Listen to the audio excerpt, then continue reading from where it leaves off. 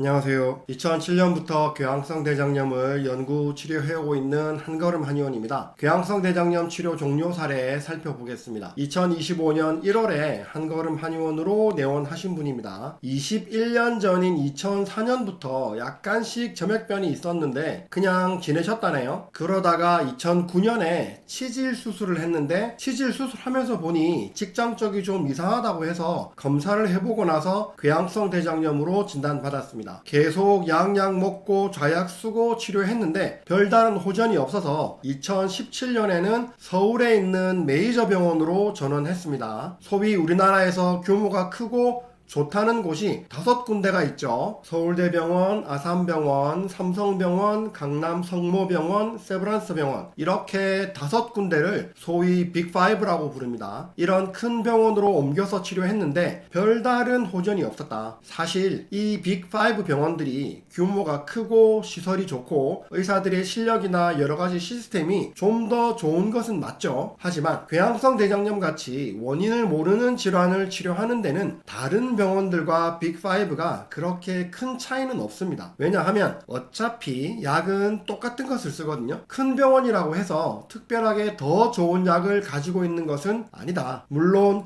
진단이나 이런 부분에서는 보유하고 있는 장비에 차이가 있겠고 특히 수술 같은 분야에서는 의사 개개인의 실력이 차이가 있겠습니다. 하지만 어차피 빤한 약물로 치료하는 궤양성 대장염이라고 하면 그렇게 큰 차이가 있는 것은 아니다. 이분은 오히려 큰 병원에서 스테로이드를 복용하고 나서 문페이스 부작용이 심하게 왔었다. 원래 스테로이드 사용의 국제적인 권고 기준은 4주인데 우리나라에서는 약을 3개 쓰는 경향이 있어서 이것보다 훨씬 길게 쓰죠. 스테로이드는 부작용이 심하게 와서 더 사용하지 못하고 그러면 면역억제제인데 사실 면역억제제가 궤양성 대장염에 그렇게 효과적이지 않거든요. 그런데 부작용은 많죠. 그래서 면역억제제를 복용했는데 이것도 효과가 없고 해서 2024년부터는 복용을 거부하고 메자반트만 먹고 있다. 이렇게 병을 앓은 지 20년이 넘게 지나고 계시다가 어느 날 제 유튜브를 보시고 바로 다음날 내원하십니다. 하루도 빼먹지 않고 계속 양약을 먹고 양약 부작용에 시달리면서 20년을 사셨으니 얼마나 힘드셨겠어요. 그러면서 매일 혈변을 보면 그 스트레스가 정말 극에 달하는 거죠. 1월 13일에 검사한 대변 염증 수치, 대변 칼프로텍틴은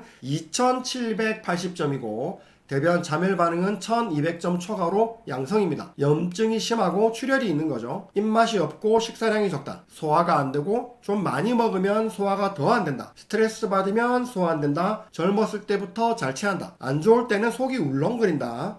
찬 음식 먹으면 속이 불편하다. 배가 차갑다. 대변은 하루에 2-3번, 혈변이 뚝뚝 떨어진다. 전형적인 상부 소화기형입니다. 양방에서는 궤양성 대장염 환자가 소화가 잘 안 된다고 하면 위에서 소화 안 되는 것이 대장에 생긴 염증이랑 무슨 관계가 있겠냐고 무시하죠. 정말 양방에서는 궤양성 대장염의 치료에 대해서 아는 게 별로 없다고 할 수 있죠. 소화 안 되는 것과 대장의 염증은 엄청나게 관련이 있습니다. 상부 소화기 장애가 있어서 소화가 안 된다고 하더라도 양방에서는 별로 해줄 것이 없습니다. 소화제 좀 주는 것 말고는 소화력이 좋아지게 만드는 방법 자체가 없죠. 이런 면에서 보면 양약이 참 빈약하다는 생각이 듭니다. 한의학에서는 이런 소화기 장애를 치료하면 소화 자체가 엄청 좋아지죠. 소화장애가 있는 환자들이 한약을 복용하면서 치료하면 다들 깜짝 놀라죠. 대표적인 약이 바로 인삼입니다. 대보원기, 기운을 크게 보하면서 배를 따뜻하게 만들어주고 소화력을 좋게 만들어주죠. 다들 홍삼만 조금 먹어도 피로가 훨씬 덜 하잖아요. 인삼을 쪄서 말린 게 홍삼이니까 인삼과 홍삼은 기본적으로 같은 약입니다. 이런 인삼과 같은 약재를 충분히 써주면 배가 따뜻해지면서 소화가 잘 되기 시작하죠. 양약 소화제로는 도저히 따라올 수 없는 효과인 겁니다. 대장의 염증과 상부 소화기를 같이 치료하는 약을 투여합니다. 너무 오래 고생하셔서 좀 더 빨리 효과를 보는 게 좋으니 한약을 하루에 3번 복용합니다. 2025년 1월 20일 보름 만에 혈변이 50% 정도 줄었다.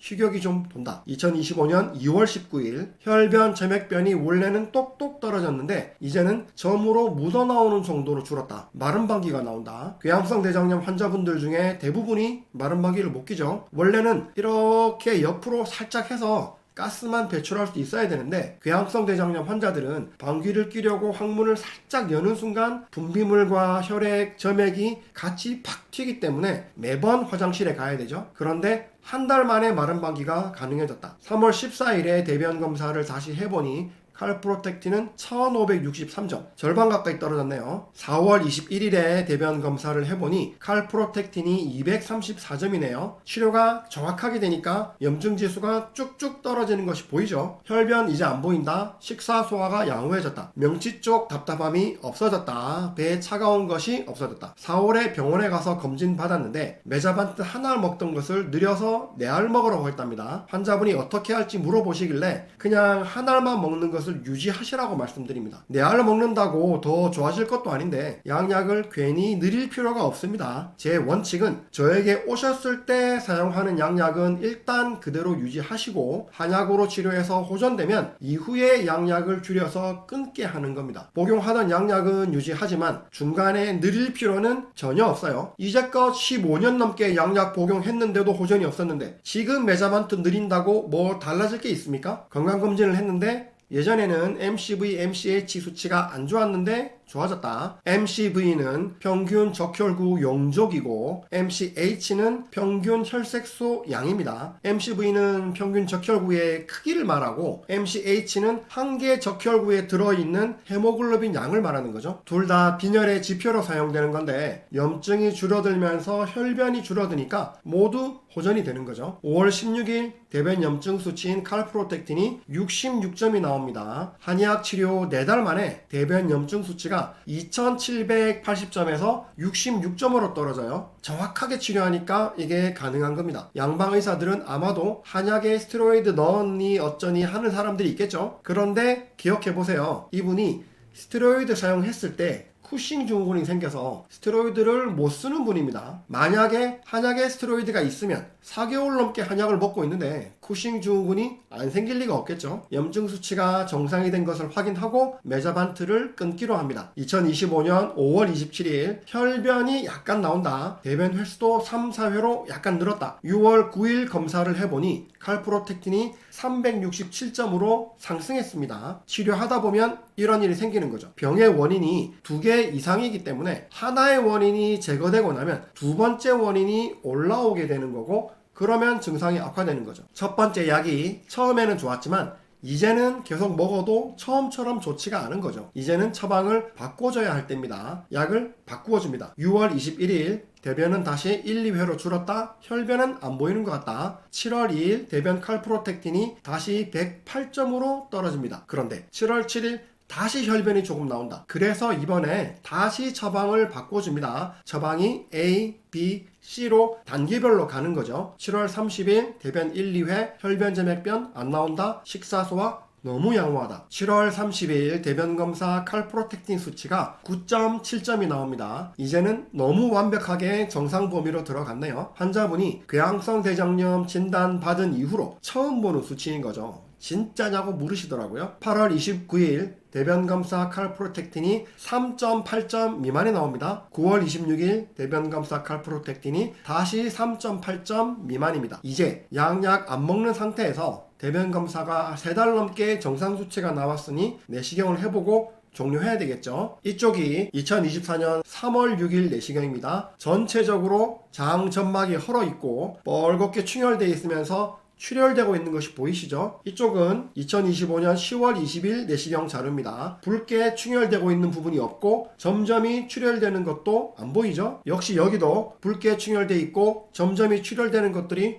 보이죠? 이쪽 2025년 10월의 사진은 출혈되고 있는 붉은 점이 전혀 안 보이고 장 점막이 부어있는 것도 없죠. 이 사진도 역시 대장벽이 붉은 반점이 보이죠. 많이 부어있고 출혈이 있습니다. 피부에 피부염이 있는 것 같죠. 2025년 사진에서는 그런 부분이 없이 아주 깨끗하게 잘 보입니다. 장벽에 있는 혈관도 잘 보입니다. 2024년 3월의 이 사진은 염증이 있는 부위와 없는 부위가 한 번에 보입니다. 여기 안쪽에는 이전 사진들처럼 충혈되고 출혈되는 부위가 보이는데 바깥쪽에는 그런 부위가 없죠. 염증이 번지지 않은 부위들도 함께 보이는 거죠. 2025년 내시경 사진에는 역시 출혈되는 부위가 전혀 안 보입니다. 내시경을 하던 의사가 갸웃갸웃 하더라는 거예요. 궤양성 대장염 환자가 양약을 15년 동안 먹었어도 효과가 없이 그대로 증상이 계속 있었단 말이죠. 그런데 2025년 올해 갑자기 환자가 좋아졌단 말이죠. 의사가 이유를 모르는 거죠. 한약 먹은 지는 모르니까요. 의사가 이해를 못한다. 한약 먹고 치료되었다고 해도 의사는 안 믿었겠죠. 그래도 진실은 변하지 않는다. 15년 넘게 양약 먹고 대형 병원에서 치료했어도 여전히 낫지 않던 궤양성 대장염이 한약 치료 10개월 만에 모든 증상이 소실되고 염증 수치가 완전히 정상이 되고 내시경 상으로도 뚜렷하게 정상으로 회복하였습니다. 이분이 본인의 친한 친구를 저희 한의원에 소개해 주셔서 친구분이 한의원에 오셨어요. 그러면서 친구분과 이야기를 하는데 친구분이 제게 너무 고맙다고 하시더라고요. 이 환자분과 오래된 친구인데 이 환자분이 올해 들어서 너무 좋아졌다는 거죠. 친구들이 모임을 하면 같이 식사할 때 식사도 제대로 잘 못하고